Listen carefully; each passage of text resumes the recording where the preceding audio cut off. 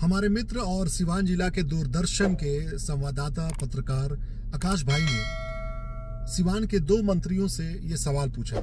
हालांकि वो कई मंत्रियों से सवाल करते रहते हैं, लेकिन ये अंतर्राष्ट्रीय हवाई अड्डे को लेकर, डायरेक्ट इंटरनेशनल फ्लाइट को लेकर उन्होंने मंत्री मंगल पांडे जी, जो सिवान के विधायक भी हैं और केंद्र के वो प्रतिनिधि करते हैं, वो भाजपा के नेता हैं, उनसे उन्होंने सवाल किया सिग्रीवाल जी से कि अंतर्राष्ट्रीय हवाई अड्डे की जो बात हो रही है या अंतर्राष्ट्रीय हवाई जो डायरेक्ट फ्लाइट की बात हो रही है, इसके बारे में क्या कहना है। तो इन लोगों ने गोल मटोल बातें कर दी कि हवाई पट्टी है और हथुआ के हवाई पट्टी को भी विकसित करने की बात बिहार सरकार की नजरों में है, माननीय मुख्यमंत्री जी के नजरों में है। और ये सिवान गोपालगंज के बीच में वो हथुआ पड़ता है, तो उस हवाई पट्टी की विकास से दोनों जिले के लोगों को, सारण प्रमंडल के लोगों को लाभ होगा। और यह योजना निश्चित रूप से बिहार सरकार के भी सोच में है। और इस उड़ानों की बात नहीं कर रहा हूं, मैं कर रहा हूं कि यहाँ से हवाई उड़ानें शुरू होंगी और वो देश के अंदर की होंगी। अंतर्राष्ट्रीय उड़ान तो पहले बिहार से सर नहीं है, काफी डिमांड करते हैं। ये आप देख रहे होंगे कि इस बिहटा में नया हवाई अड्डा बना रहे हैं।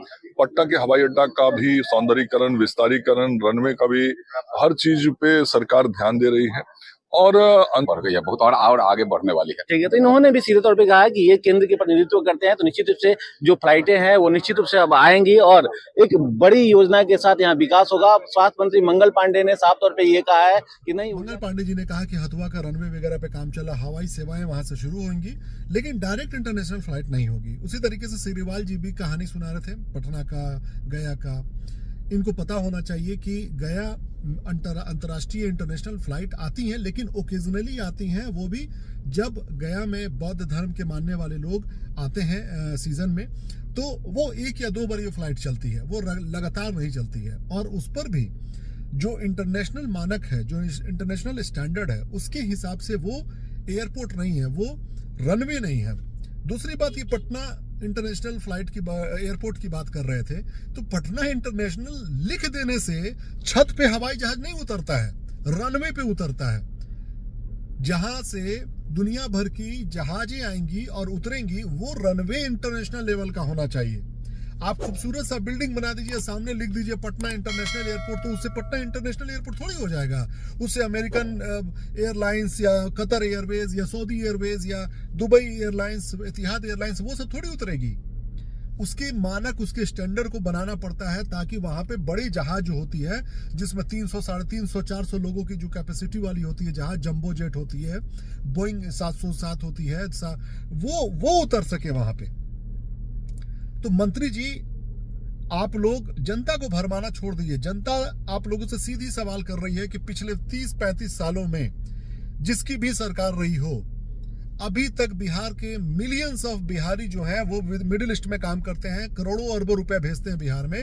उनके लिए डायरेक्ट आज तक क्यों नहीं इंटरनेशनल एयरलाइंस को शुरू किया गया।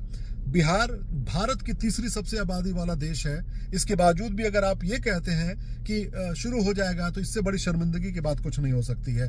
अभी तक आप लोगों के अंदर में ये इच्छा शक्ति नहीं दिखाई दे रही है कि हाँ, हम करेंगे शुरू, यहाँ पर होना चाहिए। जिस तरीके से राजीव प्रताप रूडी जी बात कर रहे हैं, डिमांड कर रहे हैं, मंच से बोल रहे हैं सबके सामने, वो बीजेपी के ही सांसद हैं, लेकिन आवाज उठा रहे हैं वो। क्यों नहीं ये सरकार सुन रही है बात को? क्या हम, हो सकता है बहुत सारे लोग समझते होंगे कि भाई इनको टेक्निकल जानकारी नहीं है, और हमको बनना भी नहीं है टेक्निकल, हम जनता है, हम आवाज उठाएंगे। सरकार का काम है उसको संभव बनाना। सांसद राजीव प्रताप रूडी जी भी क्या मतलब जानकार नहीं है, बेवकूफ है? वो तो मंत्री हैं, उनके पास तो पॉलिसी बनाने की बात है, पॉलिसी किस तरीके से बनती है, उस तमाम चीजों की जानकारी होगी।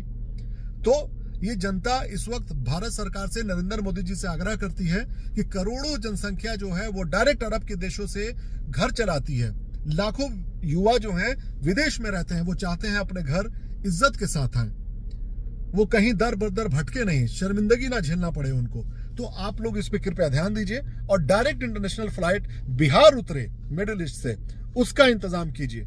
हमें कनेक्टिंग फ्लाइट की बहुत 20 साल, 25 साल, 50 साल से कनेक्टिंग फ्लाइट हम लोग कर रहे हैं, लेकिन अब नहीं।